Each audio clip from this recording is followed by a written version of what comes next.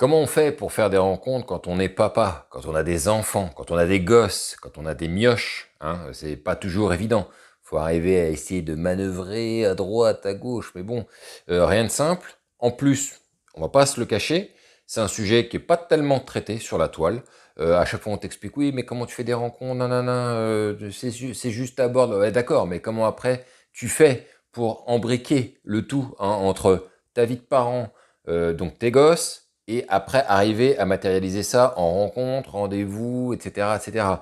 Donc, je vais traiter ce sujet-là, du mieux que je peux, aujourd'hui dans cette vidéo. Je pense que honnêtement, ce que je vais vous dire aujourd'hui n'est pas, généralement dit sur la toile. Vous pouvez les chercher, hein, mais je pense que c'est rare de trouver ce genre de réponse à cette question, qui est très importante parce qu'il y a beaucoup de gars qui sont hors démarrage, il y a beaucoup de gars qui sont sortis du circuit, ils aimeraient y retourner, mais ils sont tirés en arrière à cause des gosses, et je comprends, parce qu'en même temps, tu as ta vie de papa, et en même temps, tu aimerais bien quand même retourner un petit peu dans l'action, hein, si tu vois ce que je veux dire, et on a un peu le sentiment que c'est un peu un frein, ce qui n'est pas faux, on va pas se le cacher, c'est pas faux, avoir des gosses, c'est aussi un frein à faire des rencontres, mais il y a de quoi faire, il y a quand même des solutions qu'on peut apporter. Moi, je vais vous apporter mes solutions, ce que j'ai mis en place, moi, à titre personnel, en tant que papa, comment j'ai fait pour avoir des relations malgré tout, puisque quand je me suis intéressé à la drague, quand je me suis intéressé à ce que c'est que d'avoir du game, en fait, travailler son game, son jeu de séduction, eh bien, moi, j'étais papa à ce moment-là. Avant, je m'y intéressais pas du tout. Ça m'était tombé, pas vraiment dessus, mais j'avais réussi enfin, à un moment donné, à avoir une relation. C'est comme ça que j'ai eu ma gosse, justement, c'est suite à cette relation. Mais après ça, je suis vraiment retourné à poil avec, on va dire, handicap, mais avoir un gosse n'est pas un handicap dans le sens handicap, d'accord? C'est juste que c'est un frein. J'avais ça, et en même temps, j'avais donc mon travail, et en même temps, comment faire pour matérialiser des relations. Donc c'est ce qu'on va voir là aujourd'hui dans cette vidéo. Accroche-toi bien, parce que ça va dépoter un petit peu. Allez, à tout de suite.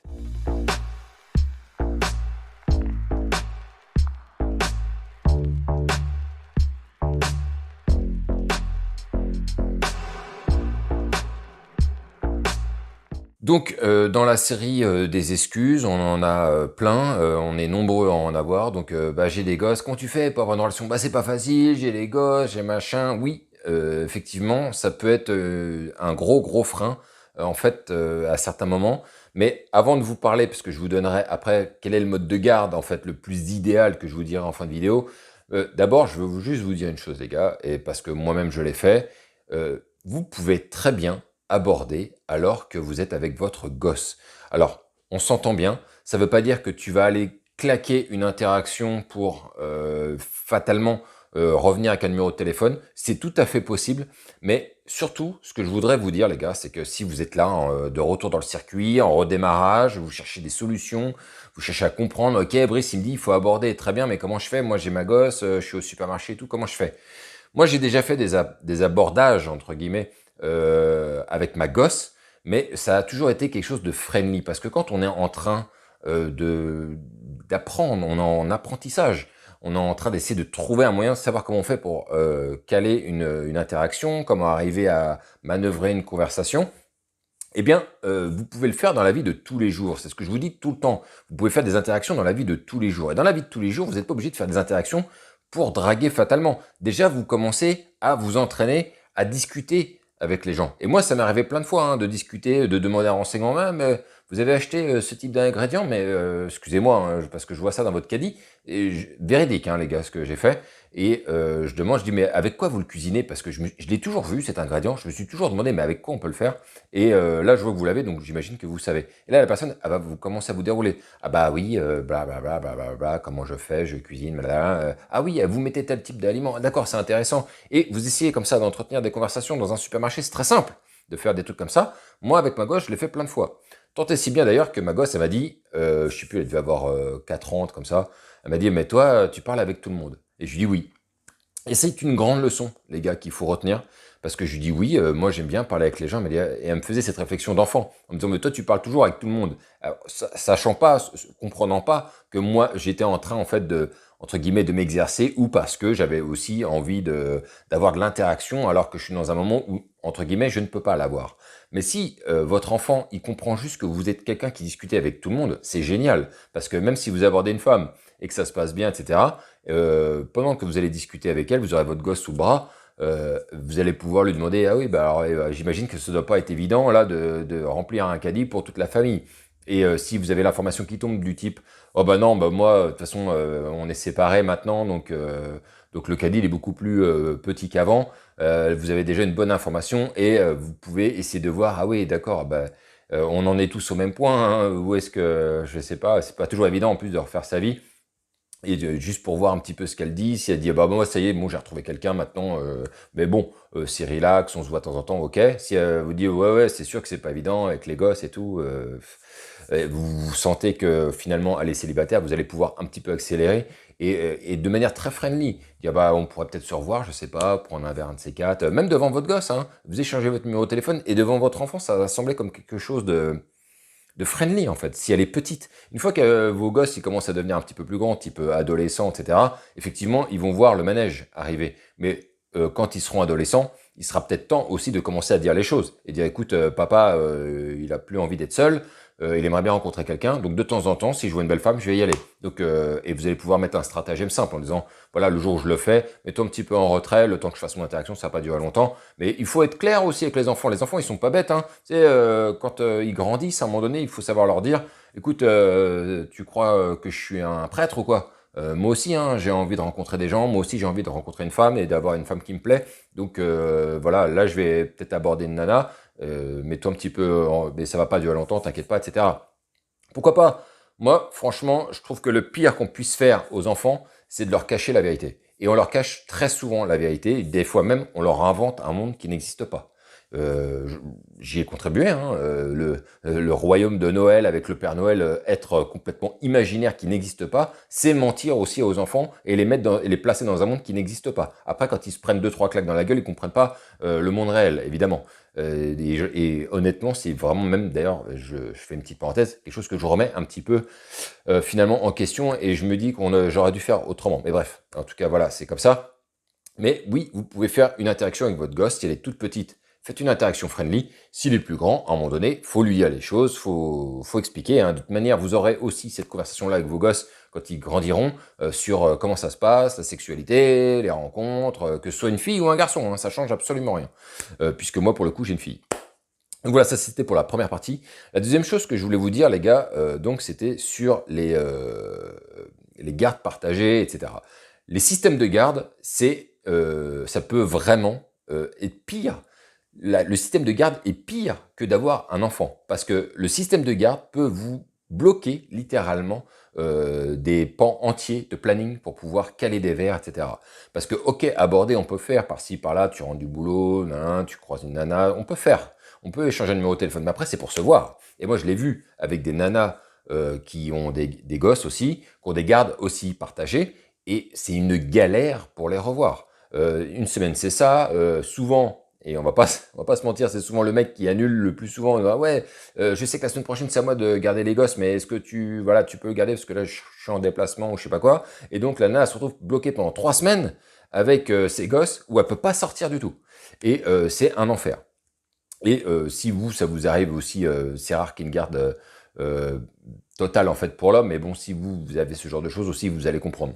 Mais en tout cas, ce que je vais vous dire, c'est que pour moi, la garde partagée n'est pas un super deal. C'est une galère, une semaine sur deux, si vous avez pendant une semaine les gosses, et que vous voulez rencontrer une nana, que elle est en garde partagée aussi, mais que la semaine où elle est dispo, vous avez vos gosses, et inversement, en fait, vous vous voyez jamais. C'est impossible.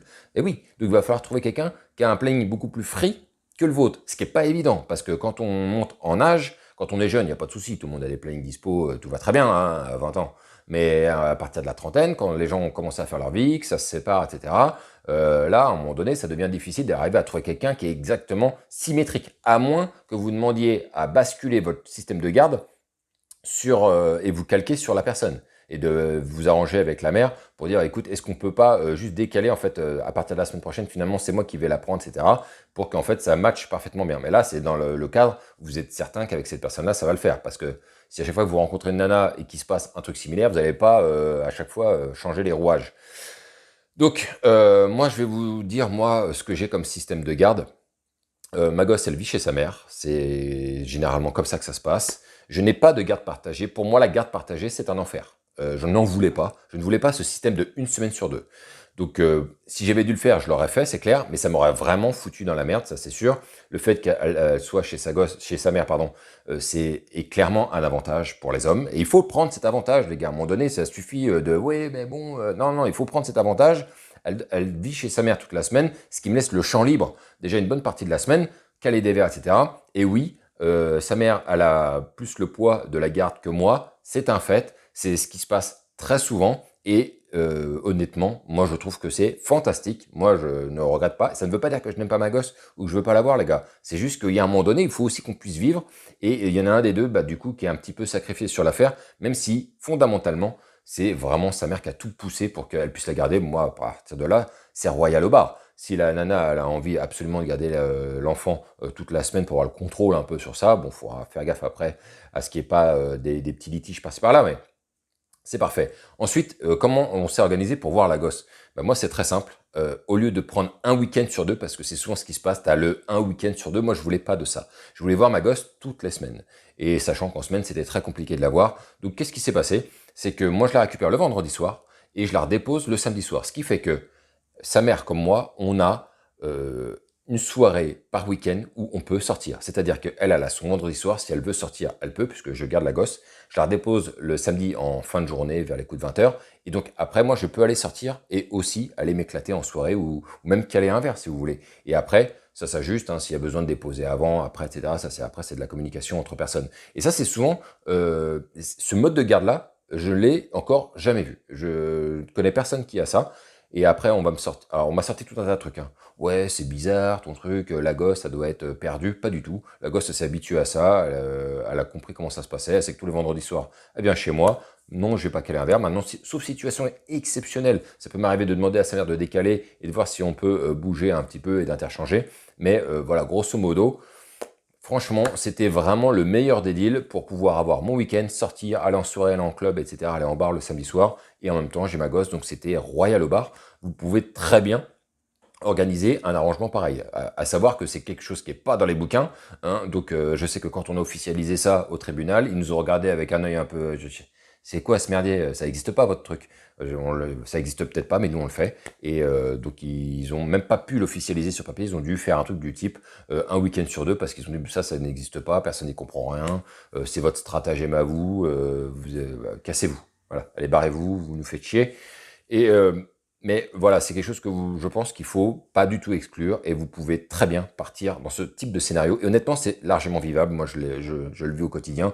C'est vraiment le meilleur, je trouve, des deux mondes. Et oui, vous avez votre gosse et en même temps, ce n'est pas un frein tant que ça grâce à ce système d'organisation. Ensuite, je voulais vous dire un truc vraiment, les gars, extrêmement important. Vraiment, parce que je sais que beaucoup font cette erreur. Hommes et femmes, hein, c'est tout le monde confondu. C'est éviter, vraiment, autant que possible, éviter de présenter vos conquêtes à vos enfants tant que ce n'est pas une relation solide, sûre. Hein. Je vois beaucoup de personnes qui présentent à leur gosse, vas-y, un jour c'est un tel, un jour c'est un tel. Moi, en tant que gosse, je l'ai vécu avec la séparation de mes parents. J'ai connu des conjoints. J'aurais préféré pas les connaître pour la plupart, pour tous en fait, même pour vous dire, oui, tout simplement. Sauf que je comprends, hein, les personnes vivent leur relation et du coup, bah, on mélange les enfants avec tout ça, on essaie de faire en sorte que ça colle. Mais honnêtement, j'aurais préféré moi ne pas être mêlé à ça et ne pas savoir la relation de ma mère ou de mon père.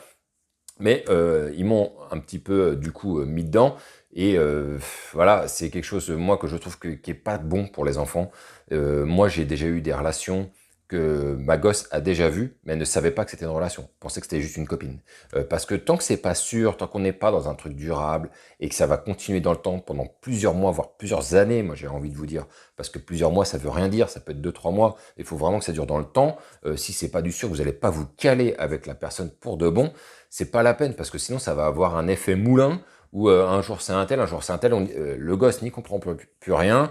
En plus, c'est une personne que vous ramenez de l'extérieur, plus ou moins, elle pourrait, je dis bien, moi ça m'est pas arrivé, parce que j'ai jamais vraiment présenté en fait.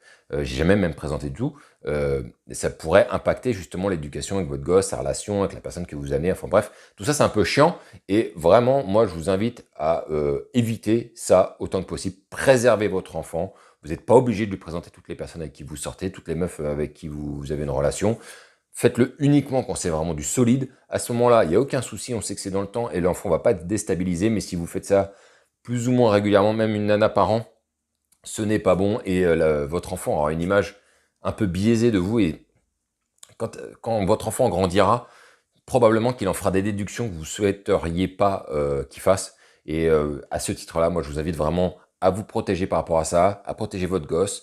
Moi-même, d'ailleurs, je me protège en expliquant aux nanas qui je rencontre que moi, leur gosse, j'ai pas envie de les rencontrer. Je sors avec elles, je sors que avec elles.